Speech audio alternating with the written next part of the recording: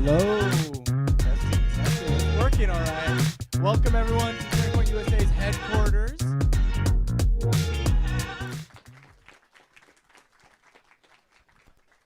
My name is Andrew Cipher. I am the Enterprise Director for Turning Point USA. I oversee our field operations, so all of our staff that work directly with our college and high school activists all across the country.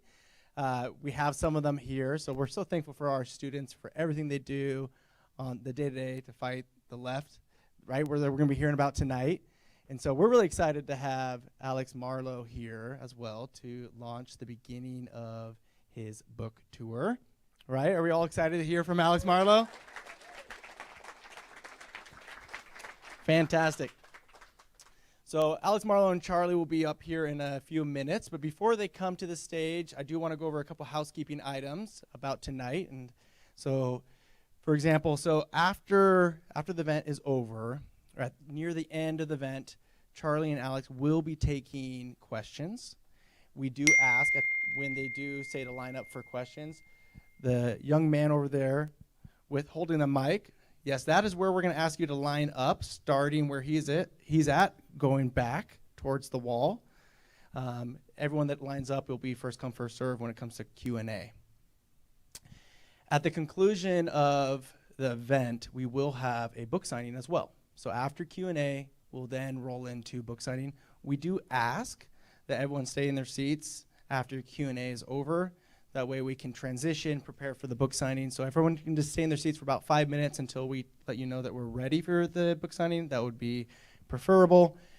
Once we are ready for the book signing, we'll ask everyone to line up in this middle aisle right here, front to back. And we will then have a book signing with Alex Marlow up here at the stage on the front. After you get your book signed by Alex, you're then welcome to walk directly over to the wall where the Turning Point USA backdrop is located for a photo op with Charlie Kirk himself. And then after the photo op with Charlie, we will then ask you to then just walk along the wall, and the same entrance that you walked in, that is the way you will exit. Any questions? All right, well, we're really excited to have you all here, and in a few minutes, we will be having Charlie and Alex walk on up. So get excited.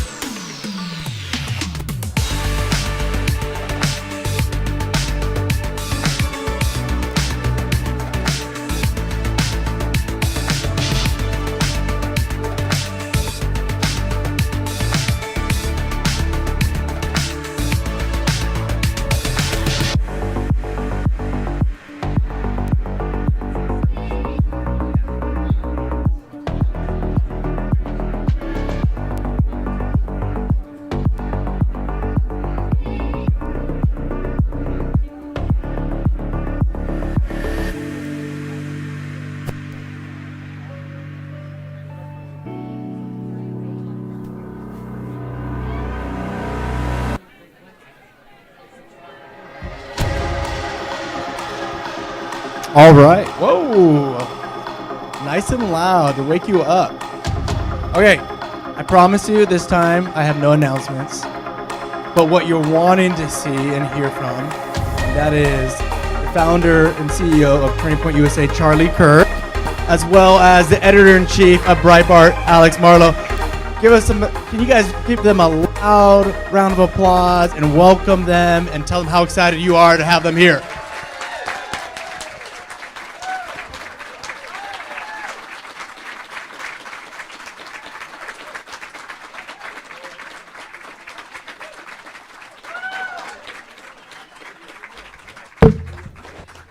Hey, everybody. How are we doing? Great to see all of you. And Alex, welcome to Turning Point. I'm thrilled to be here, Charlie. A beautiful setup you have here. So impressive. Congratulations to everyone who's a part of it. Thank you. Well, the team worked very hard on this, and everyone who's watching online has to get their copy of Alex's new book, Breaking the News, and you all get a chance to have Alex sign it. It's terrific. Congratulations. Thank you. New York Times bestseller, which I'm sure... Is that official now today? Yeah, as of last week. But that was I would have loved him in a fly on the wall in the room there in New York Times. What we have to put the Breitbart guy on here? He sold so many of these books, but we hate that guy. There's literally a whole chapter in the book about how horrible the New York Times is. So that is a thrill. I don't need their approval, as you know. You don't need their approval either. But it is fun to troll them with an entire book. What number on the list were you? 13, which is a good 9 or 10 lower than I would have got if they just went off of sales. And it's this awful formula that they use. Yeah, the formula is if you're a conservative. Exactly right. You don't get on. That's right. Unless you sell 1 bajillion copies. But luckily, thanks to all of you great people, I guess I sold enough. But that's good. You did very well, and it's hard to write a book. What's amazing about this book, and you'll enjoy it, is the research that went into it. There's actually breaking news within this book. And I want to talk about this and kind of see where it leads us, Alex. But there was some big news that you kind of teased the world with. I'll never forget, I was at an event in Palm Beach, and one of our board members comes up to me. I think I told you this story. And he says, Charlie, I was listening to Alex Marlow, and he said that there's a new George Soros. Who is it? I said, Alex won't even tell me who it is. Well, now we know who it is. Yeah. Who is the new George Soros? It's a woman named Laureen Powell Jobs, and she could pronounce it Lauren or Lauren, but I don't care. It's spelled Laureen, and there's a reason why we don't know how to even pronounce her name. It's because she's operating in the shadows, even though she's one of the most powerful people in American culture. She's a dominant force in American culture, and this is utterly serious, and it's always kind of somewhat fun when a new villain announces themselves in conservative America. But it is not a joke what she's doing. Not a joke, as our current president might say, what she's doing. Come on, folks. We're already in a malarkey mode. We've been here for 30 seconds. So here's what she's done. She inherited all of her wealth from her late husband, Steve Jobs, who was a bona fide American success story and genius. Invented Apple, and then he took a hiatus from Apple and invented Pixar, which people sometimes don't forget. That's like the second line on his epitaph is the biggest animation studio, which makes pretty great movies, a lot of family-friendly movies, by the way. Well, it used to be good. Now used to be. All Fair enough. Bunch fair of enough. Garbage. Fair enough. But that's bad news because I have kids now. So it was when all the cartoons were good, I was in my 20s. So she inherited something like $10 billion, maybe it's 20. We don't really know. It's part of the pattern you're going to see. And she sets up this trust for herself. And the trust includes something she calls the Emerson Collective, named after Ralph Waldo Emerson. And with this, she staffs it, this huge organization, sprawling financial philanthropy/investing. If that sounds confusing, that's the point. This is the whole point. And what she does there is she buys up these media outlets. The biggest name is probably The Atlantic. You guys might recall The Atlantic. They were the ones who pushed that suckers and losers lie. Do you remember that? This is the single fakest news of the 2020 election was the lie The Atlantic pushed, that Trump had called dead troops suckers and losers. Do you guys recall that one? Unbelievably bad. And we wrote about it extensively at the time at Breitbart. And Jeffrey Goldberg, the editor-in-chief, wrote the story not with any caveats, not reporting, not allegedly. It was written as a fact. Trump said that. And his evidence was 4 anonymous sources. Okay, not a single person on record. And we at Breitbart tracked down maybe 10 on-record sources, at least 8 or 9, who said flat out, I will sign my name to it. This never happened. And of those people, some of them were Trump haters. John Bolton, John Kelly, people did not want Trump to succeed, still said that's a bridge too far. He didn't call dead Americans who sacrificed their life for this great country. He didn't call them suckers and losers. And what's more, Trump refused to go to a cemetery to honor them allegedly because it was going to mess up his coif, his hair. This was sold to the public by the head of the Atlantic. What's not mentioned that much about this story, it was actually about a year and a half old.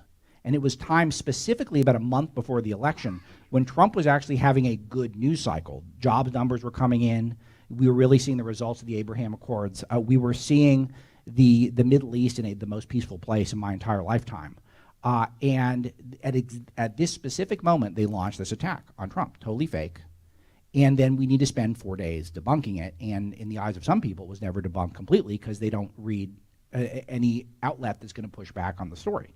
So, and the cascade of what happened when this story came out, it comes out at night, good news cycle for Trump. The following morning, the Democrats already have an ad that is cut, that plays on Morning Joe, slamming Trump for calling troops suckers and losers. Obama repeated it all the way up to Election Day.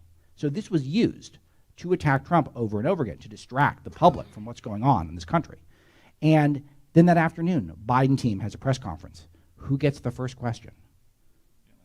The Atlantic gets the first question. Imagine that. They get the first question, just like that. And what did they ask? They ask for the Biden team to evaluate Trump's soul. How could Trump, look into Trump's soul? How could a man say that our dead troops are suckers and losers? It's the sanctimoniousness, of course, makes you want to retch. But it is distracting the world from good news that Trump had going. Not to mention there's huge vaccine progress by that point. And now what are we talking about? We're talking about a fake story from 2018. All came from The Atlantic. That's just one of Laurene Powell Jobs' outlets. She also has Axios, another one which poses as sort of a credible Beltway blog of some sort, insider Beltway stuff. But there's always a subtext, and that subtext is big corporations good and orange man bad. I mean, that's sort of the subtext of what a lot of Axios is all about. And they got a lot of scoops because they had, I guess, convinced some people that they were more neutral than they are. But they were weaponized, I believe, against Trump. And I think that the reporting bears it out. What's really interesting is these outlets all report on each other, and they rarely ever disclose it. And I looked at like a dozen examples of Axios reporting on other Laurene Powell Jobs publications, and like half the time they mention it, and then half the time they don't. It's very odd. There's no pattern because there's no standards in journalism at this time, which is another one of the themes of the book. Is we've thrown out everything that's remotely close to a journalistic standard. But then she funds the left-wing media. ProPublica, Mother Jones. You guys have probably heard of these places. They're left-wing, but they do some good work, but they are activist. But then she funds this thing called Acronym, and Acronym controls something called the Courier Newsroom. The Courier Newsroom is one of the most repulsive things in American journalism right now. It is literal propaganda, and it is gussied up to look like real news stories that go into local news outlets and on Facebook in particular. And it is designed to mislead. It is literal fake news. It is Democrat talking points laundered through what appears to be local news. It's not, but it appears to be local news to confuse people and to think these Democrat talking points are actually real life. They're not real life. They're fake. And she does all this stuff. In the meantime, all of these outlets, now this, I forgot one of my favorites, which is and that's the one most young people here, yes, students, you guys see Now This on Snapchat or Facebook. The Now This stuff, they have a whole embed. It's all funded by Laurene Powell Jobs. It's a Laurene Powell Jobs joint. That's what we call it in the Breitbart headquarters these days. So, and that's a millennial focus, viral, but they all push the same candidates, often at the same times. They all push the same heroes and villains, all at the same time. And there's one woman at the top, $20 billion, anonymous, making this massive influence and information play, because you can use these outlets to investigate your opponents too. But she's making this huge influence play. No one knows who she is. No one knows. Did you guys know her name? Any of you? Raise your hands if you'd heard of Laurene Powell Jobs before the book. I'm getting about 4 out of 200. Okay, so there's the math. So 2%. And this is from a super informed audience. So this is what she's doing this, and then you read these articles about Kamala Harris, who's her close personal friend. Kamala Harris, close personal friend. Kamala Harris got no delegates, I think. Can someone look that up? I should look this up. How many delegates? She ran for president for 10 months. How many delegates did she get? I think zero. So she was an insanely unlikable candidate. She ends up as vice president. Okay? Odd. A little odd. Someone so wildly unpopular. Well, could it have been returning a favor for some people? I'm not saying just Laurene Powell Jobs. I'm not saying that she handpicked the vice president. I'm just saying that this is how party politics works. But now party politics isn't just party politics. It's media politics. It is the establishment media that is now directly connected to the Democrats. And this will be what we talk about, I'm sure, throughout the next hour and beyond, because we're going to do Q&A. And that's not a trust the plan code. Okay? When I say Q&A, I'm talking about questions. You got to be careful these days. You never know, Alex. And so what you really uncovered here is this idea, I think, you pulled back what I think is so important of this idea of consent to the governed. We're being governed by people we didn't vote for, that we don't know who they are. We have no way to really check and balance them. So the American system is the greatest system ever created, especially when you talk about massive amounts of land and different types of people and different religions. It's a really unprecedented experiment. And one of the reasons it's worked is because there's always been a check and a balance, an independent judiciary. We have to give you permission to do something very big and dramatic and bold. And really what Alex uncovered here is arguably the most important thing. And you can make an argument there's more important things, but really if you control the lines of communication, you can control almost everything else. It's not just functioning incorrectly, it's now rigged against that American system, where you now have a $20 billion woman who most people don't even know who she exists. And I even got the guess wrong. I tried to get this out of Alex. I got to say, this guy is the most disciplined author I've ever dealt with. I must have texted him, who is it, Alex? Who is the new George Soros? Nope, he wouldn't tell me. That she is now really able to kind of call shots in what information you are able to understand. I want to just reinforce one other point. Axios, Atlantic, do you know what else they also have very close relationships with? Apple News. How many of you guys get Apple News notifications? I can't turn it off. I literally, maybe one of you young people can help me. I can't turn it off. But let's think. Now, why would Laurene Powell Jobs have a relationship with Apple News? That one's beyond me, Alex. Okay, so now let's add something else, which is even if you can get past, and I'm not saying you can, but even if you can get past that she is funding the candidates and the outlets that are supposed to cover those candidates. And not to mention she's made, I think I counted 700 donations to Democrats over the last 6 to 7 years. It was, and then I stopped counting. Like, okay, we get the picture. Tens of millions of dollars. She loves Democrats. So she's funding the Democrats and the outlets that are supposed to cover them. But where's she making her money? Does Apple only make money in the United States of America? Pretty sure they make a lot of money in China. How about Disney? Pixar's Disney now, right? So just so you guys know, she's the second largest shareholder in Disney. Okay. So do you think that any of these outlets are going to, I don't know, seek out the origins of the coronavirus pandemic that was unleashed on this country? Do you think they're going to show any remote interest in that? Best case scenario, they ignore it. Worst case scenario, when they see a narrative that makes Trump the bad guy and China neutral, maybe they did good. Maybe China even beat the pandemic and we accept their propaganda talking points that they haven't had a death since May of last year. Maybe they just accept that, as is the case at outlets like Bloomberg and other places that just flat out, New York Times did it too. They beat it. China beat the pandemic. How do they know? They haven't been over to Wuhan. They know because everyone around them is telling them don't mess up the business with China. And as far as I know, this is the thing that I hate the most about the book. Almost everything I uncover is at this time legal. What Laurene Powell Jobs does is legal. I could not find one illegal thing that she is doing. I'm not saying that she isn't doing something illegal, but this to me is why the Republicans need to get focused too. Right. And you cannot give away seats, you cannot give away opportunities, and they need to be working hard right now. This is not a time to take off. This is a time to do what the Democrats did after 2016, which is they made protesting the new brunch. Instead of going to brunch on Sundays, they would protest Trump. What were they protesting? I don't know. He woke up on the wrong side of the bed, or he tied his shoes wrong. He had, slid down a ramp or something. Let's protest. It doesn't matter. They were engaged. And I'm not sensing that 100% from the right now. And I want to actually pick that apart because I totally agree. And Yeah, I really want to talk about where the conservative movement is going. I'm less interested in Republican versus Democrat of any time in my life. I don't know if you guys feel the same. Yeah, I do. And we at Turning Point are obviously a nonprofit, so we focus strictly on education and culture. And I actually think that's what matters most. I think that they're going to take the orders from citizens that actually understand why we're here, how the system's supposed to work, more so than just Republicans good and Democrats bad, because I think we can see in states like this that it doesn't always matter what party you're affiliated with. Anyway. Yeah, and I also think to that point, there's a lot of people who are in the independent left who agree with almost everything I've said so far. And say they still want Democrats to win more than Republicans, I think, in the end, but they're very concerned about the corporate and China influence over American news at the moment.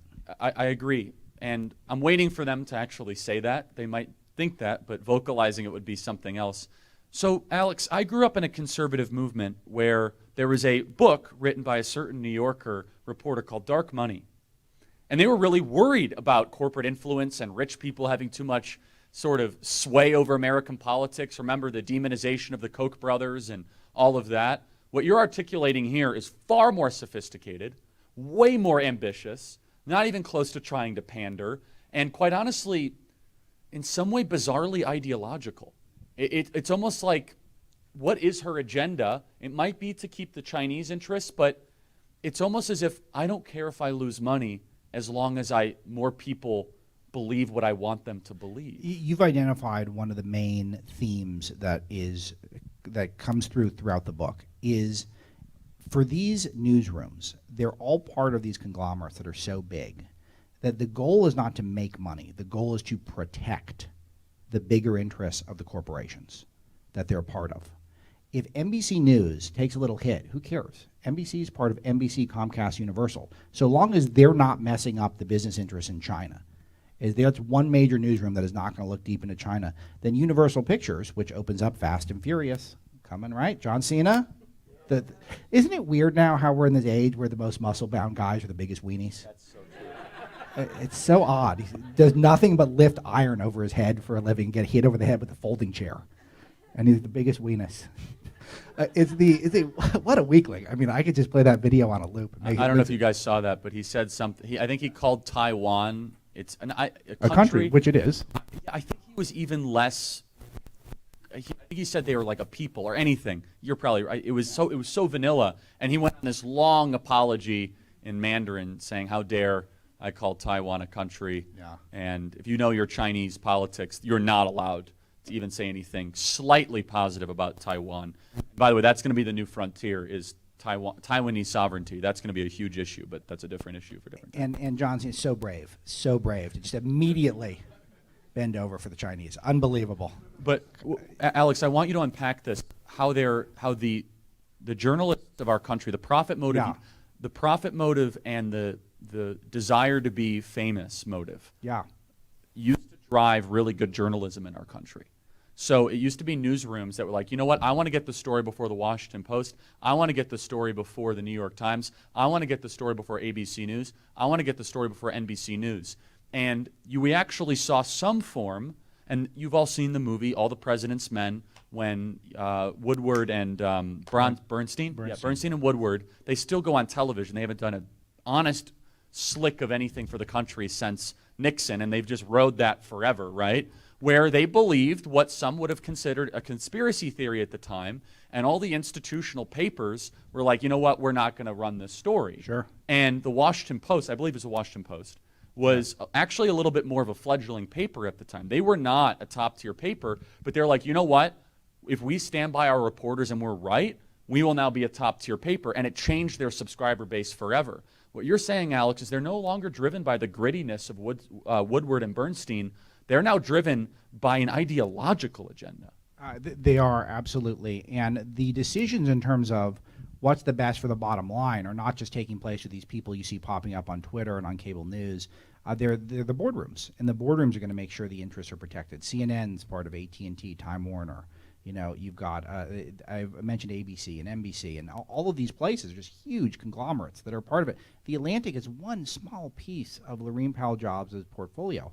But to your point, Charlie, this is where at Breitbart we got our start with two major stories, and both of them the media told us we could not report. The first was the Acorn scoop with James O'Keefe that many of you guys probably remember, and if you don't, you should look it up, and you should read Andrew Breitbart's book, by the way. You can read mine first, just for now. And then his book, Righteous Indignation, which is a must-read and a little shorter than mine, so you can get through that one quick. But a brilliant book, and he breaks it down what he did. But James O'Keefe comes into Andrew's office, and I was just junior assistant at the time, literally working in Andrew's basement. And he says, I've got these tapes of this group, ACORN, the Association for Community Organizing and Reform Now. And I went around and impersonated a prostitute and a pimp. James O'Keefe was the pimp. This woman named Hannah Giles was the prostitute. And ACORN, in every case but one, would help them launder money to start a child sex trafficking business in order to, on film, he had a button camera in his button, in order to pad the campaign coffers for James's alleged budding political career. Every ACORN office but one. ACORN gets a lot of government funding, and they were going to be linked to the census. This is right before 2010. They were going to be in charge of taking the census in certain areas. And when the story came out, everyone said it was fake news, that it's not true, and Andrew Breitbart was a liar, and Andrew Breitbart was deceptively editing the tapes, and James O'Keefe wasn't a real journalist. And when the dust settled, Andrew and James, of course, had the last laugh. But even people in Andrew's corner, even Andrew's friends, were doubting his strategy. And what he did is he originated the drip, drip, drip method, where you first bait the media by putting out one piece of evidence, and then the media will announce the evidence is fake, and then you drop the second piece of evidence. And then they say, well, that's fake too, and then the third piece. And then it goes on, and they all humiliate themselves. And it was unbelievable to watch it play out in real time, which I got to do. The next one was the Anthony Weiner story, which was just the thrill of a lifetime for me to be a part of this. I mean, the story was unbelievable, and Weiner really hurt himself. And I forget if I wrote about this in the book. I think I touch on it briefly, but this was my first time that I really had a major say in one of our major decisions, because Weiner had tweeted a picture of his, right, and just unbelievably fortunate for those of us who like the theater of politics. But the trick is that we'd never done a sex scandal before Breitbart, and we still haven't. We don't intend to do them. But he had said that he had been hacked. And then we had a hacking story. So we just got the report. Let's just report he says he was hacked. And we'll go with the hacking angle, which was my suggestion, which Andrew took. And the whole time we were told they were fake stories. Maybe even Breitbart was the hacker. Maybe we're the hacker. Maybe we should be investigated. Of course not. It was just a reckless guy who's a perv, who doing what reckless pervs do online, which is tweet pictures of their junk they're not supposed to the wrong people.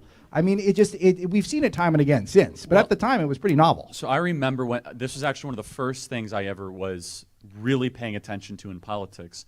And Alex, I think it happened at a weird hour at night, and Andrew just so happened to screen grab it. Is that right? Yeah. It just so happened, because he deleted it soon after. Right away. And this was when Twitter was not big. Right. This is when Twitter was probably 5% of its size, maybe, of what it is now. What was it, literally 2009, 10? I mean, no, it was like 11 or 12, I think. But you not guys 12. It had to be 11 then. Yeah, and so he was one of the top politicians on the Democrat side. Yeah. You guys might not remember this. A rising star, big time. He was a rising star. And, Come on. Come on. And then he almost ran for mayor afterwards, which is amazing. What was so great about that story, though, was the press conference. Yeah. The best. And then Andrew did a press conference in response. Yeah, Andrew hijacked Anthony Weiner's resignation press conference. And he took questions, and he goes through. It's all on YouTube. It's my literal favorite video in all of YouTube. It's unbelievable. It is unbelievable. And Andrew's he goes up there very politely, and he's saying, you guys keep saying Breitbart lies, Breitbart lies. But where is the lie? Where is one lie? And this is the thing that you talked about. Journalism used to reward boldness. It used to be the people who were willing to put their neck out there, to search for something that others were not looking for, and then ride it, even when people who are their friends are saying that maybe you shouldn't be doing this, maybe this is not a good use of time, and to start peeling that onion back. Now what's rewarded in journalism, whoever is the wittiest dunk on Trump on Twitter, that's not real life. That's fake. That is a bubble. And that is something that is doing the service of the corporations who are not looking to preserve American values at this time. So you just made me think of something I really want to explore But first, I just want to add one more part on the Anthony Weiner thing. You've heard me say this multiple times before. But I have this whole thing on how Andrew Breitbart, may he rest in peace, April 2012, is that right? April 1st? It was March 1st. March 1st. Yeah. 2012, he passed away. And his legacy still lives on, I think, stronger than ever. I wrote my first ever piece for Breitbart.com, by the way. And God bless Breitbart for giving me that platform. When I was in high school, exposing liberal textbooks, by the way. And now look what's happened, right? So Breitbart deserves a lot of thanks for that. And Joel Pollack was the one that I fed him the story because of all the nonsense that was being taught. And Charlie, you never tell them my role in this. That I approached Charlie to try to come work for me. I remember this. This was the last free day Charlie had in his life. That's right. We were hanging out at a South Carolina Tea Party. You know what? I remember this. And You're it right. was bad weather, and so we were all kind of trapped in this dive bar that was there, waiting for the between place was speeches. terrible. It was not fun. Myrtle Beach, it's a better idea. I like the idea of Myrtle Beach. Yeah. And then you get there and you're like, people are great. I love South Carolina, but that was terrific people. So anyway, but the I tried to hire Charlie, and Charlie had said, well, this turning point thing is I think it's going to take off. Like it's a little bigger. I like the idea, but you know, with the turning point thing, I think it's got legs. I think this could work. And I'm like, are you sure? Like, just youth group? Don't they already have those? All right, you let me know. You come back to me later. All right, I can wait a little bit. And I called that one wrong and a little late, but it worked out well for you, Charlie. Well, and for all of our students and our amazing leaders. So Andrew passed away in 2012, and so as you all know, right before the 2016 election, there was what was called the October surprise, when James Comey came out and issued a letter. You guys might remember this, that changed the news cycle, saying that there was evidence to show that Hillary Clinton might have had something to do with the illegal deletion of emails. Am I getting that right? Yeah. That she wasn't completely exonerated. Right. So this was a couple days before the 2016 election. James Comey still gets blamed for this and saying that it got Donald Trump elected. Well, the story behind the story actually involves Andrew Breitbart. So that only happened This is amazing. because of a raid that was executed on Anthony Weiner's home. Now, you might say, well, how does that have to do with Hillary Clinton? Well, Anthony Weiner was married to a woman by the name of Huma Abedin, Hillary Clinton's friend. And so, very good friend. And we don't know anything else besides that they're friends. No. Bestie friends, as I think That's what it says in Wikipedia. Right. So that's there. So they grab this this hard drive, Anthony Weiner's hard drive, and the Bureau, doing their job, which was actually a nice thing to talk about, goes through and they realize that unrelated to the Anthony Weiner investigation, they have Hillary Clinton data in this hard drive and this database. Amazing. Because of Hillary Clinton and her friendship with Huma Abedin, right? And so then all of a sudden James Comey gets this presented to him and releases the letter that very well might have turned the 2016 election towards Donald Trump. And the only reason they were able to get the raid on Anthony Weiner and get a judge to sign off on it was because a man by the name of Andrew Breitbart broke the story against Anthony Weiner. And that's how Andrew Breitbart changed the course of history. It's so by cool. one act of journalism. It's so cool, and I have a theme throughout the book. Those of you who've read it will know that all roads lead back to Breitbart, and it's just amazing that I've got to witness so much of this stuff. We really were at the tip of the spear of so many elements of the culture war, and it's just great to see a lot of people take the lessons of Andrew, but more have to, which is what another great service I can do now that I've got more. I've been platformed more since the book came out. People platform me. It is a great thing to evangelize on Andrew's lessons. He understood so much about how the fight needs to take place.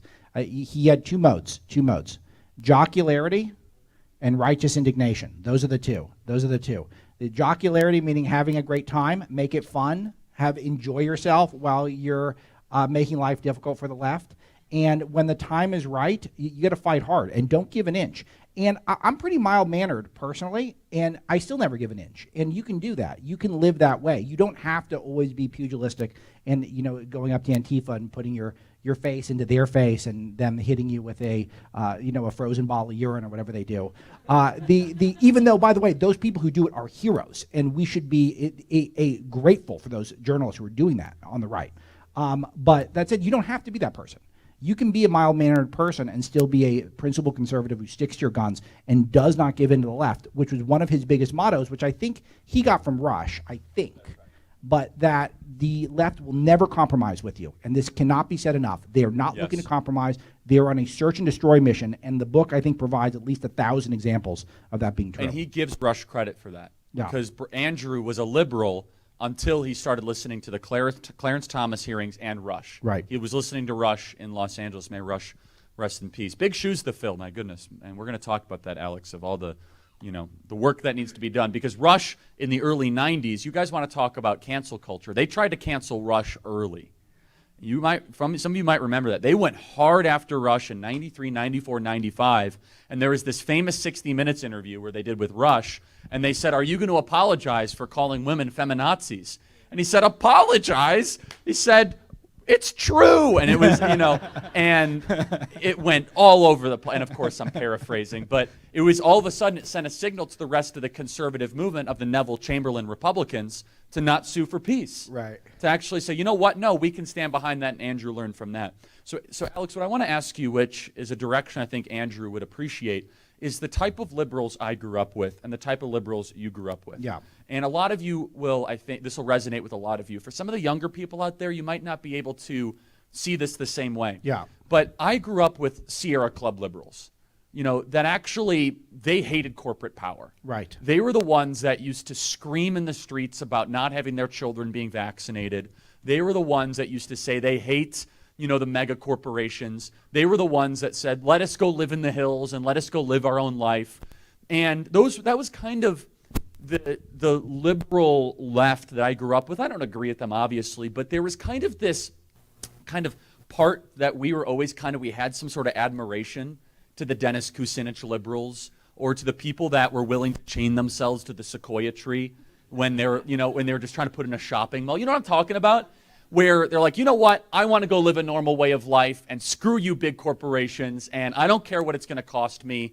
But now it seems that, and this is why I think what's happening in American politics is so unsustainable, and why conservatives are about to see a massive positive movement in our direction if we do a couple things, is because liberals have now become the protectors of corporate power, which at their very definition is at odds of everything they're supposed to believe. I hope this book resets. If it accomplishes one thing, I hope it is that this book sells 1 billion copies.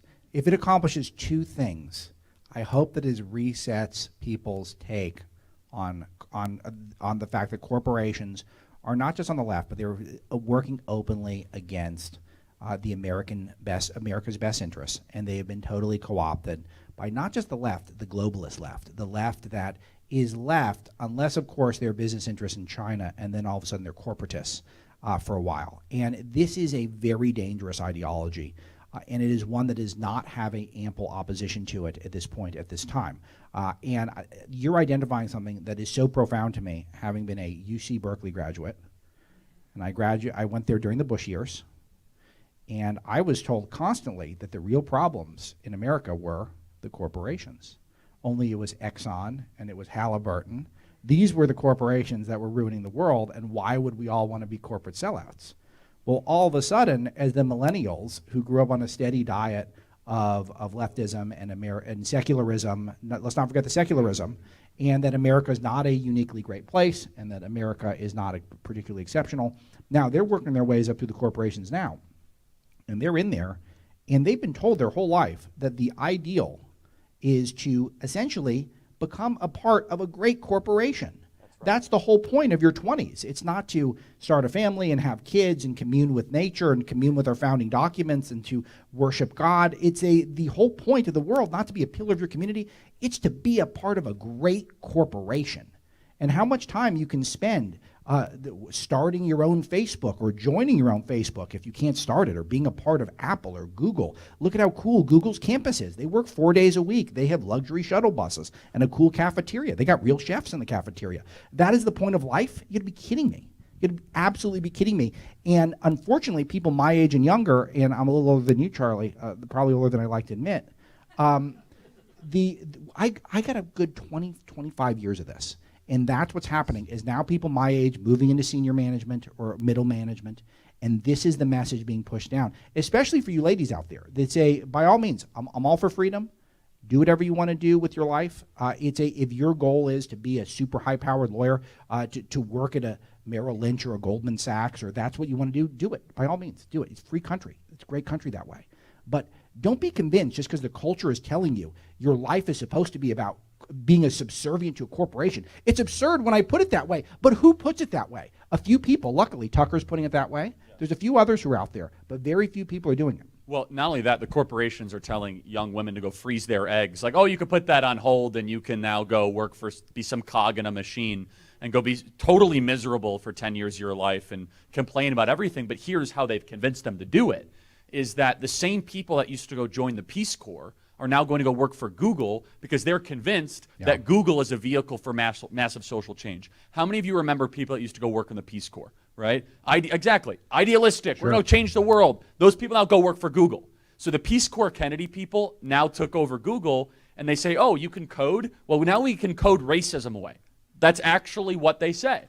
Like, if you have talent, you can go earn $200,000 a year and go kick Charlie Kirk and Alex Marlow off YouTube, and we're going to save the world together. And I actually think there's a fault line in this, though. Yeah. I think that this is about to crack and break for a lot of different reasons. And look, we hate corporations for completely different reasons than why they hate them. They hate corporations, they're supposed to, because of private property. They don't like private property. They don't like entrepreneurship. They tend to not like the profit motive. We obviously are critics of the excesses of individualism, but we hate corporations largely because they hate our country and hate our values. And we also hate them because they have amassed such economic power and they don't pay their workers well, and they are willing to act more like a government, and they don't actually have a duty or responsibility to their fellow countrymen. But I think that this kind of rebellion against the top 100 companies in our country, I think it's already coming. And I think I think it's bipartisan. I think that it is something that is going to manifest itself in a way that is truly profound. Do you think that what Laurene Powell Jobs is doing is the spirit of our founding fathers and democracy and one person, one vote? Well, what I think, I just have to say, do you think, like, with her behind the scenes on her yacht somewhere? It's a gorgeous yacht, by the way. Daily Mail got photos of it. Is it 3 stories? At least. I mean, Yeah. It feels like it. It's like a wedding cake, but a boat. And do you think what she's doing with her secretly using her inherited wealth, which you talked about brilliantly on your radio show about how that's probably a big factor, that she inherits all this wealth. Do you think what she's doing is the spirit of this country? Of course not. But it's legal. It is legal. And but it's not ethical. It's a big difference. And that's where we have to motivate our Republicans to do something. And we used to trust the journalists to suss this stuff out, but now they're all on the payroll. And if they're not on the payroll now, maybe they will be next time when they get a new gig. Well, and so Laurene Powell Jobs, first of all, I just find it hilarious that she likes Ralph Waldo Emerson. Emerson would hate her. And she loves Malcolm X. She's got a big Malcolm X mural of some sort. Well, he would really hate her because he hated white liberals. And he actually did. There's a whole Malcolm X Black Panther movement against white liberals. So that's really interesting. But if I could just say one thing about the Laurene Powell Jobs, what I mentioned on the podcast, which is I think that the greatest driver in American politics, I just talked to Tucker about this, and it's going to air sometime soon, is I think it's Americans' inability to deal with guilt. And we as Christians have a way to deal with guilt. When you do something wrong, we actually have the mechanics to be able to deal with that, whether it be taking the Eucharist or talking to that person, asking for forgiveness from your Creator. When you secularize a society, how do you deal with guilt? Well, you go give a bunch of money away to activist causes, because maybe that will make you feel a little less terrible for your white skin color. And then you feel guilty for things you shouldn't even feel guilty about. And so the entire pressure on our American political system right now and in our country is a bunch of people that have a lot of stuff, and they can't quite explain why they have that stuff. And so they try to reconcile that with this feeling of guilt that is pressed upon them by the rest of society by funding incredibly destructive activist causes, purchasing the Atlantic, and I think that's exactly Laurene Powell Jobs. So she's the ultimate example of unearned wealth. Now, a lot of people have unearned wealth. A lot of you in this room, myself included, had some unearned advantage. If you grew up in a home by parents, you didn't earn that. You were born into that. But at some point, you kind of turn the corner, if you will, from unearned to earned. right? Where you take out debt in your own name. You're like, okay, 18 years you paid for me. Now I'm on my own. She never turned that corner.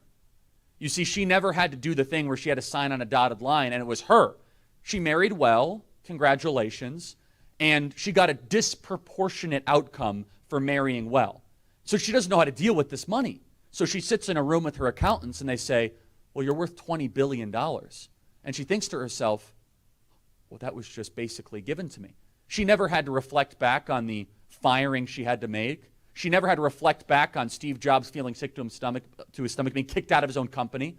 She never had to reflect back on changing a product before a product launch. What I'm saying is she had no skin in the game in that money. So therefore, and I'm not saying it should be illegal. I'm just making a simple ethical argument of why she acts this way. Where all of a sudden she has a $20 billion parachute and there's no memory of why she has it. Where if you talk to any other entrepreneur, it's like you talk to her husband, he'd say, oh, no. I remember that $20 billion, I'm going to try to preserve some form of that because I know why and how I got it. Yeah, and this is a phenomenon that you've identified that will continue to play out in this country the way it is now. And I'm not saying that we don't want people to have the ability to earn. And we love this. We love the rugged individualist spirit. We love it that a individual of exceptional aptitude and drive can achieve in this country. That's amazing. But your identity shouldn't be a cog in a corporate machine. And if you do happen to amass all this wealth, and for it to be used, these people that have so much money, it's unfathomable. For them to continue to put that money into their causes that are political is incredibly dangerous. And I'm not saying it should be banned, but it does need to be identified. Take what Mark Zuckerberg did during the election. And I'll tell you, the supervillains of the book is big tech. They're the overlords over it all. They're called the masters of the universe in the book, because that's what they are. And never have a group of unelected people, not saying we want to elect people to businesses, but they're unelected, they're anonymous, we don't know who they are, and they're unbelievably powerful. It's never happened in the history of the world that these people can make your business sink or swim. You know what, if they turned off Breitbart right now, they could just say, we're done with these guys. They're complaining about me too much on all the tech platforms. That would make my life very difficult. Wouldn't put us out of business because we're big enough. But now picture the next Breitbart, knowing that they're going to go into those headwinds. I don't do much on YouTube. You want to know why? And I'm embarrassed to say this. It's because I know YouTube is going to get, if I have a level of success, YouTube is going to take a dial and they're going to turn it down because YouTube's Google. And I see what Google does to Breitbart. Breitbart's traffic from Google to Joe Biden's stories got erased, literally to zero. May of last year, they literally flipped the switch and said no more Joe Biden content to Breitbart, period, from Google, unless you add the word Breitbart in it. And this is something that the tech giants are doing. We don't know who's doing it, but we do know that they're all worth incalculable amounts of money, and that money is getting spread around to Democrat candidates, left-wing causes. Mark Zuckerberg is the poster boy of this with his election integrity effort, which was a big head fake. This was like MTV's Get Out the Vote. MTV's Rock the Vote. That's incredible. That was quick. What? You were on it with the correction. Oh no, we talk about it. Yeah, but it was good. He's my ombudsman. No, yeah, I'll tell you why we were quick on it in a second. Yeah, so this was MTV did Rock the Vote in the 90s and the 2000s, where they would say, we love getting out the vote. Voting is great, which we all agree on. But who were they really empowering to vote? A bunch of uninformed Democrats were sitting around watching MTV. So it was all a trick, and it was done. It was done in a way where you couldn't question it, because I love voting, you love voting, voting's great. But they're only targeting a bunch of Democrats who wouldn't otherwise vote. That's what Mark Zuckerberg did. Is that he says, I love election integrity. This is great. Let's put these drop boxes in these Democrat areas. Do you think that's a coincidence that they showed up in those Democrat areas? Of course not. Do you think he spent hundreds of millions of dollars on it because he just woke up one day and decided, you know what, my cause is election integrity? No, it's that Donald Trump was a threat to big tech and Joe Biden is not. That is why Mark Zuckerberg did that, and anyone who is telling you otherwise is lying to your face. That's right. And so the issue with tech is that we used to have really rich people in our country that actually loved their country. I mean, Andrew Carnegie and Mellon and Rockefeller and Chase, they loved America, and they invested heavily in America. And so they invested in hospitals or veterans, rehabilitation centers or libraries, And they were obviously challenged by Teddy Roosevelt, which I actually think was a very good thing. Some people disagree with me, but I'll make an argument that it actually prevented a Leninist-style revolution from taking hold, because we were close to having one that kind of had a little mini progressive movement that still had a lot of damage through Woodrow Wilson. But there was a legitimate Marxist movement brewing in America in the late 1800s, early 1900s, and Teddy Roosevelt kind of moderated that. And that's a contrarian view of some people in conservative circles. But what makes it different, though, is you now have the richest people in our country that really have no such loyalty to the country. Bezos is like $165 billion. He's like, yeah, America. He's like, I'll just go to Singapore. It's like, so what if this place falls? If Andrew Carnegie even thought for a second something would be bad for America, he wouldn't do that. Leland Stanford built the railroad because he thought it would help strengthen America. You could read it in his journals. He wanted to make money, obviously, and he took a daring risk and made a lot of money. And there were some things done, obviously, in the construction of the railroad that were probably less than ethical by today's labor standards. But his drive in his own private journals, and that's him talking to himself, is that this will make America an industrial superpower. So, Charlie, I'm going to do something that I often do when I'm getting interviewed, because I host a radio show, by the way, on Breitbart News Daily on Sirius XM Patriot 125. It's a little early for you guys, 3 a.m. But it's on podcast if you get the Sirius XM app. But I'm normally in the interviewer chair. So I'm going to switch it around to you. What do you think the change is? When did we go from the people who maybe they didn't vote the same all the time, but they at least got that America was this incredible experiment that needs to be preserved, and now we get that America is, what's Hillary Clinton's ultimate goal? Hemispheric open borders. Exactly right. We're just a blob of mass between Mexico and Canada. We're not particularly special. In fact, our founding documents, if you want to believe critical race theory, they're horrible because a bunch of whites came up with them. What changed? My answer will be maybe not expected by some people, but I think this all changed right when the Soviet Union fell. And Russell Kirk predicted this, of which I have no relation. He said America's not going to know how to deal with themselves once the Soviet Union falls. And his prediction was basically down to the day correct. You guys remember in the 80s, it's the only thing that kept the conservative movement together. Libertarians played nicely with conservatives and neocons. Everyone agreed Soviet Union's got to go. And Ronald Reagan made it a theological debate. He said that we get our rights from God, they don't believe in God, we are going to win without firing a shot or a missile. And we did. And so then the Soviet Union falls, and H.W. Bush was president. And so then what kind of came was this moment of, and it really was never described like this by historians, but it was almost like, well, now we can kind of indulge in the pleasure of being the world superpower. So we then started to look at America and the corporate class, which then, of course, Bezos and Gates were a disciple of, as a colony, not as a country. So what did we do in 1990? In 1991, we passed Mass Immigration Act with Ted Kennedy to bring 1.3 million legally into our country every single year. 1.3 million people legally into our country, which, of course, was a handout to the Chamber of Commerce and to left-wingers that wanted to see cheaper votes. Well, then what did we happen a couple years after that? Well, we ratified NAFTA, a massive free trade agreement that deindustrialized our country and had a sort of hemispheric sort of equilibrium. And then, of course, in 1999, I call this, by the way, the four horsemen of the 1990s, when baby boomers betrayed America, just so we're clear, right? Where baby boomers in the corporate class decided to put their own corporate profits first and not their country first, and did the opposite of what Dwight D. Eisenhower would have done. No offense to baby boomers out there, it's just true. That the people in charge that were making decisions, they made four awful decisions. In 99, it was Glass-Steagall. Like, let's all of a sudden merge commercial banking and investment banking, which was a disaster. There is no argument for it unless you're an ideologue. There's no argument unless you believe in slogans more than what's good for the country. Then finally, China is an acceptance in 2001 to the World Trade Organization. So from 1991 to 2001, we brought China into the World Trade Organization, we ratified NAFTA, we tripled the amount of legal immigrants we brought into America that had no sort of language assimilation, cultural assimilation, and then we also repealed all of our banking laws to have cheap money flow through our country. So what happened, Alex, was that Bezos and Gates and Sergey Brin, they're all students. They grew up looking at that as the way you run a company.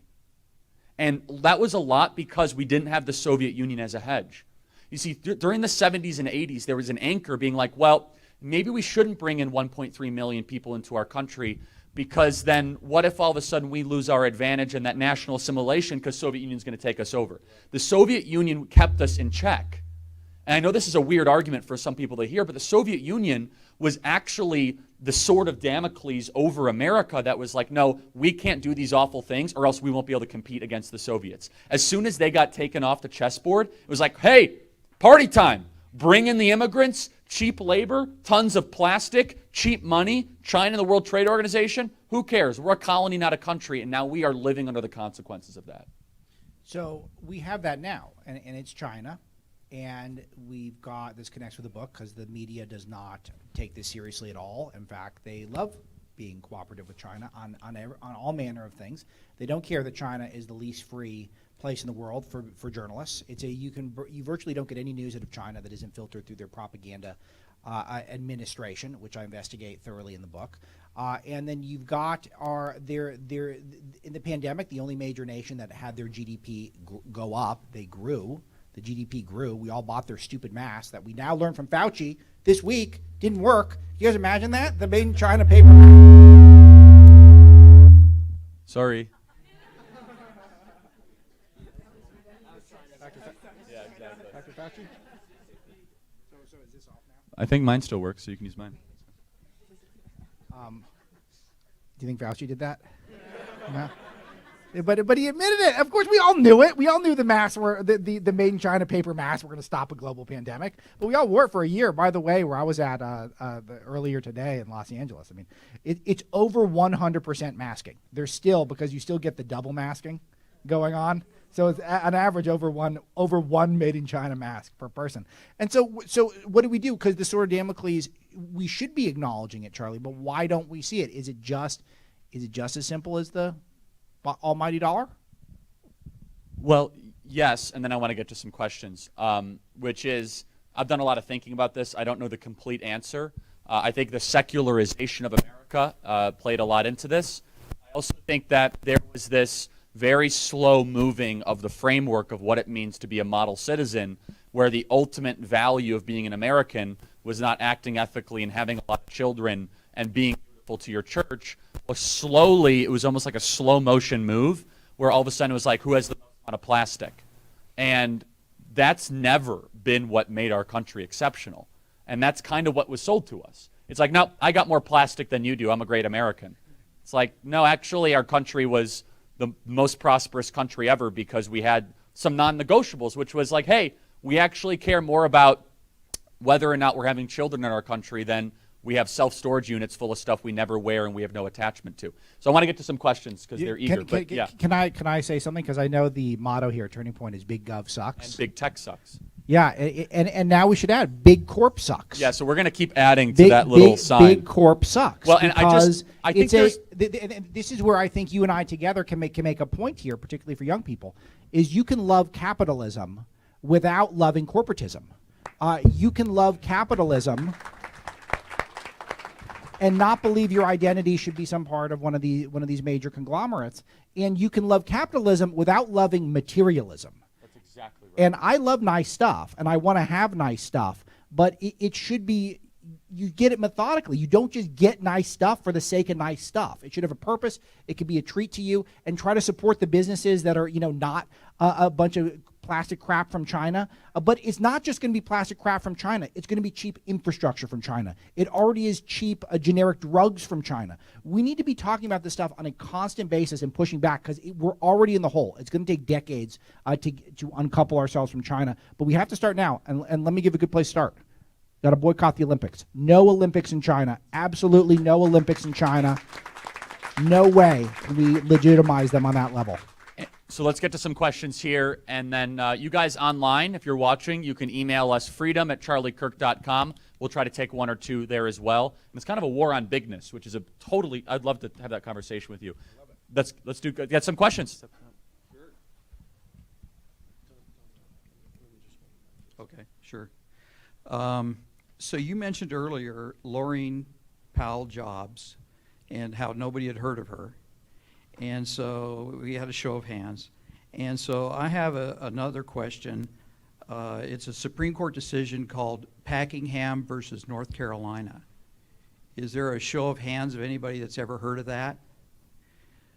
Okay. You got me. That is a 2017 opinion, a unanimous opinion by the U.S. Supreme Court. And in it, it mentions specifically Facebook and Twitter, and it defines how freedom of speech is going to be protected moving forward. And so you aptly mentioned the word deplatformed and the YouTube algorithm. Packingham says that their platforms are the public square, and speech is protected in the public square. Not only your right to speak it, but my right to listen to you say it. And so if I read it correctly, this is the end of Section 230. Well, so then my question is, being unfamiliar with the case, though I would not be shocked if we covered it at Breitbart. My question is then, how do we bridge the gap? Because clearly, culturally, these platforms are doing whatever they want, and no one is holding them accountable, left, right, or center in Washington, regardless of what the letter of the law says, which is my whole beef with big tech in general, which is that the letter of the law is that, sure, they can, so long as the laws are where they are right now, they can censor whoever they want until the laws are reformed.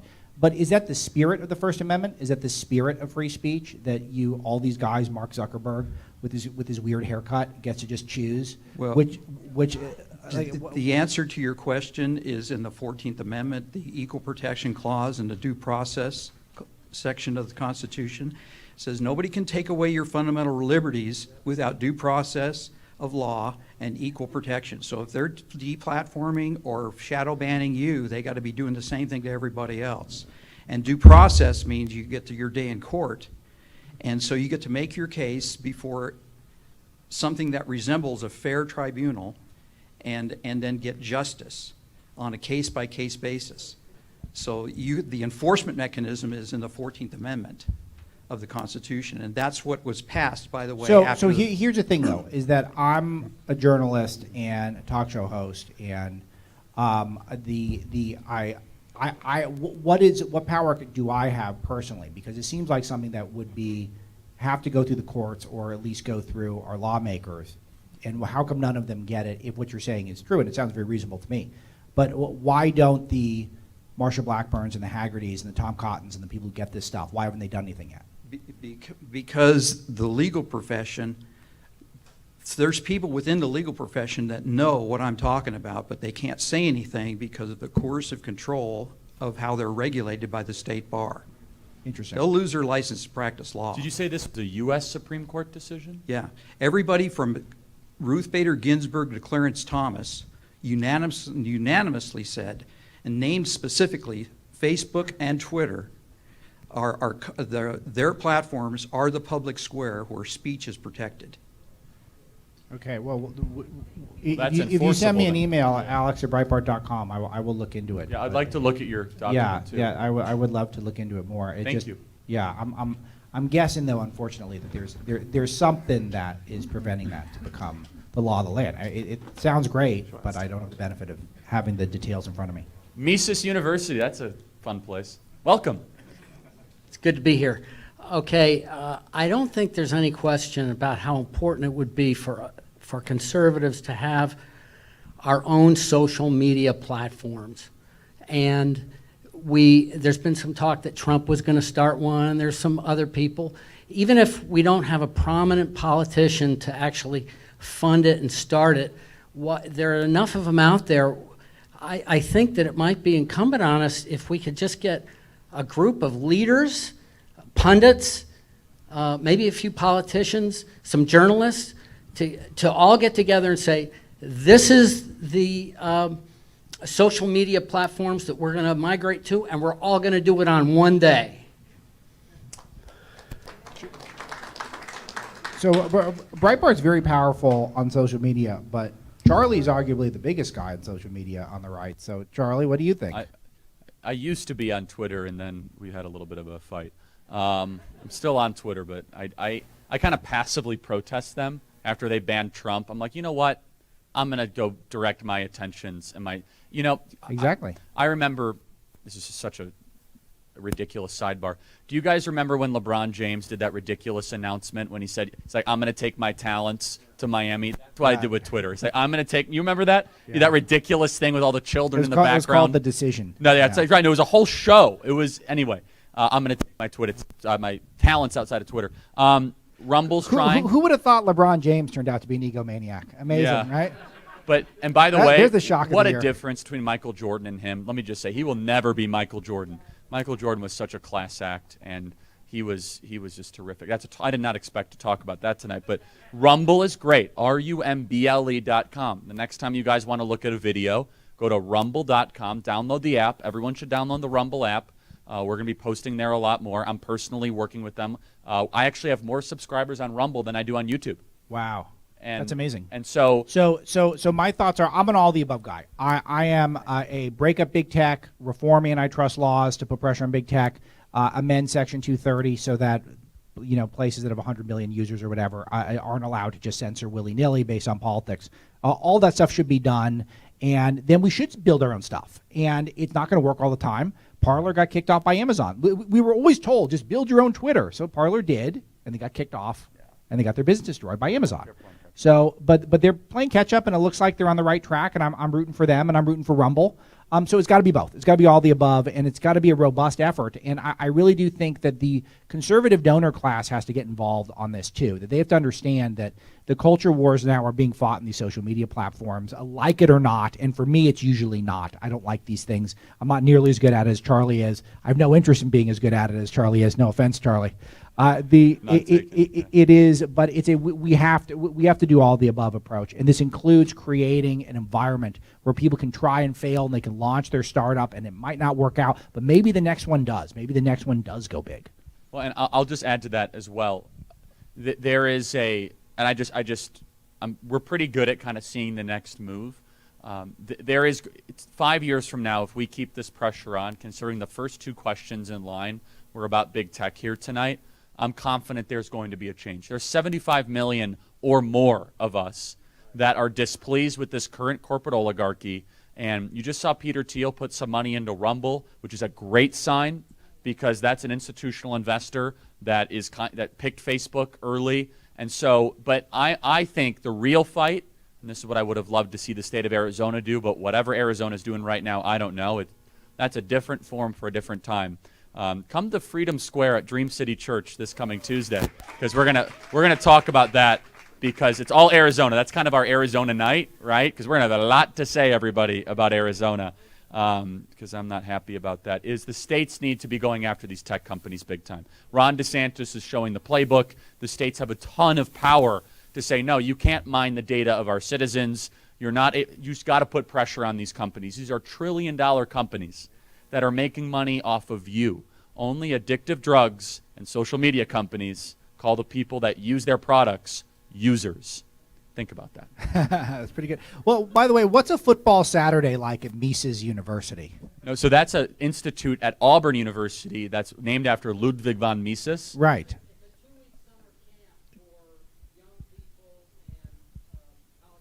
Wow. So well, Auburn, then it's probably fun. Yeah, Tom Woods talks there and everything. They're super libertarian, which obviously all of you guys know. I've read some Mises. I probably don't have it memorized to commit to memory. Well, like what is it? Money, Something, and Credit is his most famous book. And I love the monetary theory stuff, though. The one thing that he got the best was how our money supply is used and abused by corrupt people to try to declare wars and deteriorate purchasing power. You'll lose me on immigration, on libertarianism, but I appreciate the enthusiasm for wanting to crush the Federal Reserve. Cool.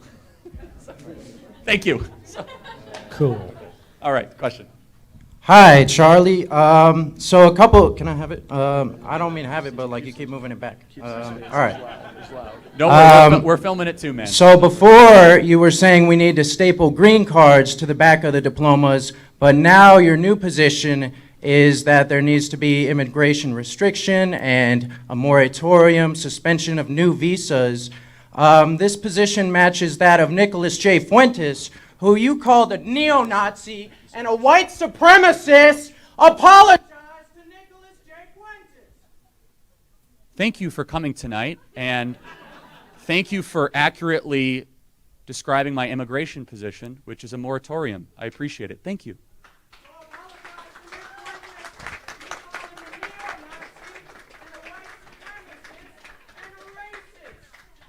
You know, I haven't heard that name in quite a long time. Thank you for coming tonight. What is the Thank you. what is the, just out of curiosity, what does the apology accomplish? I'm just out of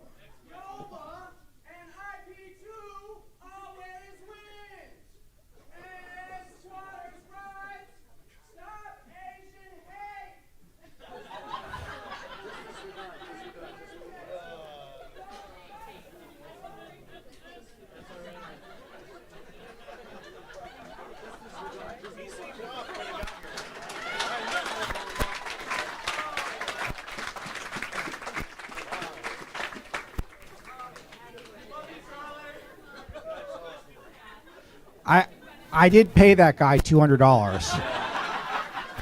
The entertainment factor was just too high. Only $200, Alex? Yeah. What is the? You think I got ripped off, or do you think it was a good deal? No. What is? What is the? Are you not allowed to change a position over time? Like, is that where we're at now? Like, where you're not allowed to say I got one wrong and yeah. I mean, look. As I said, I was in a previous life idealistically libertarian. It's kind of hilarious how those two kind of connected. As I preemptively said to the Mises guy, yeah, you know, I don't like the immigration thing, and get screamed at. But look, I think that one thing that we as conservatives must continue to be defenders of is improving one's life and saying that I now think more deeply about certain issues and that I have learned more about those issues. And I think that's actually a really healthy thing for human beings. I think it's actually a leftist quality to say that I'm going to hold you accountable to who you were in a previous life. We call that Amen to cancel culture, right? And by the way, that's what's done. And I experienced that at Breitbart, where they complained about certain things we were doing on the left, and most of them were wrong, but one or two of them are right. And so I tried to adjust those things, and they just hate us more. They hate you more if you actually listen to the constructive parts of their feedback. So we can't get caught up into that, but obviously that wasn't the point of that conversation. The point was to get you to apologize, which is... It kind of felt like an we covered that extortion attempt. ground. Like, I'll stop screaming like a wild person if you apologize. Like, what, do you work for the Atlantic or something? Okay, this is going to be, he's going to be back at my next speech. Apologize to Lorene Powell Jobs. You said she was like Soros. She's not a man or Hungarian. Well, and stop Asian hate. Which, by the way, who are the Asian haters? Yeah. I got to tell you, at Breitbart, we've run 1,000 stories, probably 100 of them sent by you guys, how the Ivy League and the UC system discriminate against Asians. This is the most surreal news cycle ever. I'm watching the elite liberals in America hate Asians more than any other group. They're the ones who are saying we need to take away the standardized test. Too many Asians are thriving in this environment. And then now they're the ones who are lecturing us on Asian hate. And then where's all the Asian hate taking place now, Charlie? Democrat-run cities. Every single example in Democrat-run cities. And again, this is Charlie's problem and Trump and probably that guy out there. I mean, it's the... If they're serious about it, they should repeal affirmative action if they're serious about stopping Asian hate. It's unbelievable. You can't have a news cycle that is more tone deaf, in my opinion. But look, if enough of these tech outlets just announce stop Asian hate, then it all of a sudden becomes a lefty cause. Well said. Next question. Now, you got to outdo that guy now. I can't follow that. I'm sorry. No, my question is boring, I guess. But do journalists require a state or federal license in order to do what they do? And I require a license to do what I do. And in my license, they say if you commit fraud or you lie, you will lose your license, and you can't practice that anymore. And I figure that holds me accountable for what I say. And you would think that journalists would have some sort of accountability. I don't understand why they don't have to be licensed. Can you explain that to me? I can't explain it. The only problem I have with that is that who's going to be in charge of giving out the new licenses? It's the who's going to be the licensees. It's going to be the same establishment that we're complaining about, unfortunately. I do wish that there was a clearer delineation between rights that should be states' rights and rights that are federal rights. I think we all embrace that. It's not just because it's in our Constitution, but also because it makes red states look a lot better when that happens. If you guys hadn't watched the last few months of what's happening in America. But unfortunately, I don't know. This is another one of those questions where it's a fundamental, and I feel like the waters are so muddied right now that it's very hard to rein this stuff in. I've been spending out a lot of time in California, which actually had a budget surplus last year because while many Americans were told to stay home, big tech was just working from home, making more money than they've ever made. And so the tax revenue was huge in California. And so what's Newsom doing? He's doing a vaccine lottery where he's paying the citizens with their own money to get the experimental vaccine, which is like he's like paying them with their money. Look, we'll give you some of your money back if you just get this vaccine. Are people really lacking information on the vaccine at this point? I think people have made up their mind. I think people have made intelligent decisions on the vaccine. And what else is he doing now? He's doing a reparations commission. Charlie, was California a slave state? No, it wasn't even a state, actually. So, in fact, if anyone should pay reparations, it should be Mexico, because a lot of Mexican military was actually occupying most of California. You should apologize to Mexico. Before the Catholic missions basically used to be California. So this is the thing, is that we're so insane now where I wish we get those fundamentals, but Charlie, you probably given this, you're good on these fundamental issues. What do you think? So on the journalist kind of accreditation, or just more broadly? Just in general, his point about the licenses. Well, I think the point is actually a really good one because you feel as if these people have so much power, and why is it you need a license to cut hair but not to destroy someone's life through writing a story? And I think that's actually the good intention. I agree with Alex wholeheartedly, which is there is something exciting and I think moral and good, but anyone being able to be a journalist, right? That you could just pull up your smartphone and be able to ask questions of Laureen Powell-Jobs next time any of you see her at the local yacht club. There's something that's actually really exciting about that. With that being said, I don't think it would be a good idea. I do think, though, that there should be, and this is the way that you can kind of circumvent it, which is what's happened in the right-to-work states, which is you have a private licensing organization of a quality of a carpenter or a plumber. So it doesn't need to be government mandated, but it's like, no, this person is a blue chip reporter and people will know what that means, and you'll only talk to them. This is already happening naturally, where Alex and I, there are certain reporters we will not talk to, and we've already delicensed them. There's no need for that to be done through some government agency. Does that make sense? Like, you're a total scumbag. Yeah. I'm not talking to you, and like you might as it doesn't matter if you have a license or not.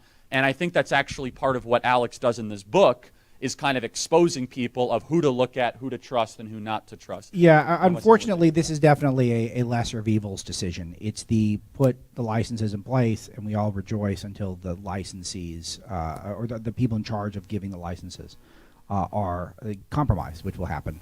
Or we just do it now, which is kind of not great, but is potentially better, so long as we keep empowering those independent conservative, and not even conservative, by the way. There's a lot of great reporting coming out of independent people on the left who are willing to stand up to corporations. The anti-war people. Totally. Especially. It's the person who is probably quoted most frequently in the book. I don't know if he is in the final draft. In the first draft was Glenn Greenwald, a guy who I disagree with on probably more than half the stuff, but the guy has integrity, and he is very open about what he believes, where he's coming from, and he brings the heat. He brings the facts and the data, and he's not... And again, also mild-mannered. Like, I love that personality in people who are mild-mannered but do not back down, and you got to bring it if you're going to debate them on stuff. I love that, and we got to get back to that. We need more people like that. And I want to just say one other thing. You mentioned the vaccine. I did a whole podcast on this, and if you got the vaccine, that's fine. That's obviously your decision. I decided not to get it, and I'm not going to impose my opinion because it's a very intimate and personal medical decision. What I think we can all agree on, though, is that our children and our college students should not be forced to get vaccinated. Mandatory vaccinations are a bridge too far. And what we have to do, so there are 3 fights that are brewing this summer: mandatory vaccinations, school boards, and the audits. Just those are, this summer, we can't just take it easy. It's not a summer where we're just like, I hope things are going to get better. We have to put points on the board on those 3 things, everybody. So okay, so let me respond to a couple of these. First of all, vaccines. I come from a family of science. It's actually not a joke. It's not a joke. My wife's family are all scientists, and most of the doctors in the family are getting the vaccine. And I'll tell you that those who, not everyone, most of them, and I'll tell you to a number, they will tell you they should not be mandated. I'll tell you that. That's for sure. It should not be mandated. They're available. We got the information. They're working miraculously well, it appears, but it is not on the government to mandate it for something where young, healthy people are surviving. And the pandemic is already winding down. We know enough of the patterns, and we don't know that much about the vaccine that you have to force people to do it. People can make up their own minds. But I want to talk to you about the audits, because I get a lot of my audit information from you guys and your guy Tyler, who checks in. Tell me where we're at on that stuff. Yeah, it's still going on. So the audit here is really tricky. It's because we're constantly battling kind of other forces that want to shut it down. So I'm going to tell you what we do on our podcast, and I encourage you guys to check in on it, because we're super careful and disciplined. And the reason we don't do daily is because I never want to do hopium. I can't stand hopium, which is hope and opium mixed together, things that sound good, that make you feel good, but they're not true. You should apologize to the Hopis. No, but yeah. But, and you guys know there's some, I'm not going to say, there's just people out there that publish stuff that might not yet be. We try to never say anything on our podcast or at Turning Point USA that we would not say under oath, right? And so that's a high standard, right? We could speculate, we can ask questions, but I could tell you this, that how much they're trying to shut down this audit, there is going to be something that's discovered here. Now, what that means and what that gets unfolded, we don't know.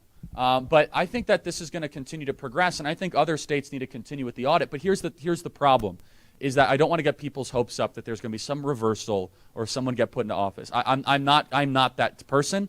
I'm not going to mislead you. I think that's actually very, very unhealthy. Do I think there might be discoveries that can lead to hopefully some very serious structural changes? Yes. Why the governor of this state vetoed 22 voter integrity bills yesterday is beyond unacceptable to me. And I have a whole chapter on this in the book, and it's pretty complicated, and I'm kind of relieved we didn't get into it because it's really hard to talk about in an off-the-cuff forum. But I meticulously went state by state in many of the key swing states, and I went through exactly where things went wrong in terms of voter integrity. And if you're looking for the spy thriller, Dominion was created by Hugo Chavez and bought by the Chinese and put in Frankfurt, and they were flipping votes, you're going to be very disappointed. I found none of that. But I did find infinite amounts of impropriety that needs to be examined by any responsible American, not just Republicans. Any responsible American should be very curious about this stuff, because it is a very dangerous game we're playing if our people lose faith in our elections. And we've had a couple in a row now where each side thinks that this was not legit, and that's not good. It's really bad. It's very unhealthy for the Republic. So let me tell you where I think we need to focus our energy and where I think the audit is going to lead to more questions. So here's my opinion. I don't think the audit's going to give us answers. I think it's going to give us a list of more questions. And that's a good thing, by the way. More questions and knowing where to go is a very healthy thing. So what questions are there? I think it's going to be around voter rolls, ballot practices, mass mail-in balloting, signature requirements, ballot custody, how votes are counted, who counts them. Those 7 things I just said, I think we need to zero in on. Where I think that it's a little bit more uncertain. There could be some truth there. I'm open-minded. We have segments on UFOs, okay? So we're a very open-minded show, all right? Let me just be very clear. We're not like gatekeeping our way to trying to restrict opinions. With that being said, I don't think the machines are the hill to die on. Let me say that again. The machines I don't think are the hill to die on. The voting rolls are the easiest ones to fix. There's court precedent to clean up voter rolls. There's precedent to get into it. So it's a super complicated topic, right, Alex? And we have to totally. And outside money, $400 million coming from Zuckerberg. It's a very difficult thing to talk about. And I'll just say one other thing. It's a failure of the people you put in charge, the fact they did not fix this when we saw this coming.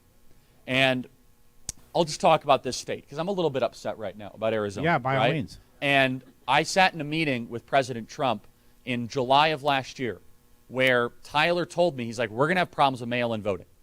And Tyler's the national committeeman here in Arizona. Tyler knows his stuff. You listen to him on the Arizona audit stuff, and he's super precise in how he talks about this. And I told the president, and he totally agreed, by the way. But he was given assurances that everything was fine here in Arizona and everything was fine here in Georgia. He was lied to. There's no other.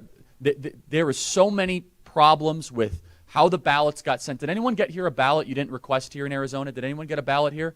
The fact that 5 hands went up shows that you extrapolate that with an electorate, and this was decided by 10,000 votes, and we know they never cheat, right? We know they act perfectly, ethically, honestly.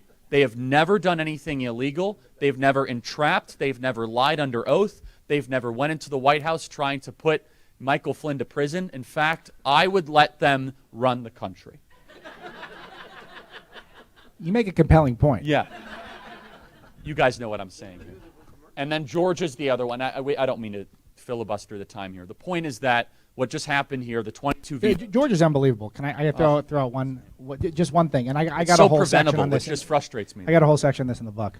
But the amount of, Tucker got made fun of because he said the dead voted. Well, the dead did vote in Georgia. You know why? Because in Georgia, you could vote like 90 days before the election, something like that. And so there were a bunch of people who actually voted on the early end of that and were dead by the time election day came.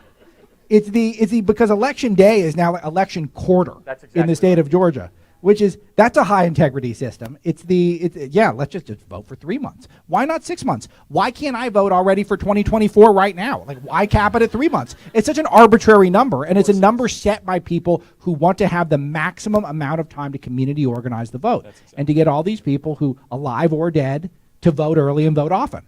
Well, and let me tell you where this is Get going. that vote often? Not supposed to vote often. And then Just once. I want to get to this question. Let me tell you where this is going, which is why this democracy versus republic fight is so important. We're a republic, not a democracy. Because of technology, they're going to go to direct democracy, which means they're going to go to smartphones where citizens vote on ballot referendums and circumvent electors and so what I'm saying is they're going to have you vote on bills happening in front of Congress on your smartphone. Now, of course, there'll be no fraud. There'll be no shenanigans, no manipulation, and people will never vote for free money or for free stuff. That's where this is going. Lorene Powell Jobs actually has some ownership over one of the apps that was used that botched the count for the Iowa election. Yep. Do you remember the Iowa caucuses where they got screwed up? With Pete And then Robotron Buttigieg. Yeah, Pete Buttigieg. I never stop at 2. I always keep going. He was connected to the business too, and that's why Mayor Cheat trended on Twitter. I guess @Jack doesn't like Pete very much to let that That's thing right. trend. So we got to get to another question. Sure. Here. My man, Dream City. Hi, Alex. Can you pull it up a little bit? My name is Sam. Thank you for being here. You're welcome. Thrilled to be here. This question's for my brother. He went up to Seattle after going to Walter Cronkite for 4 years, and he's turned to the dark side. So my question is just, it's going to be generic to wrap it up.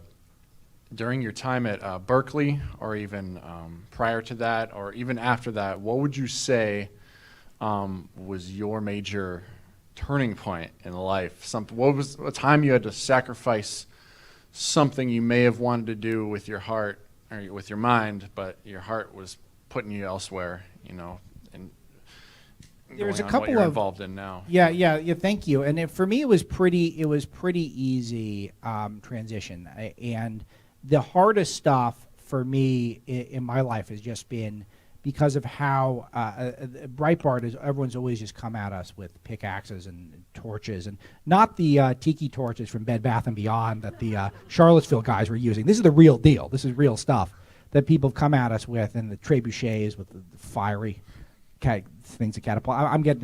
We've been up here a while. I'm starting to make silly jokes. No, but for me, my evolution as a conservative started with talk radio, as it did for so many people.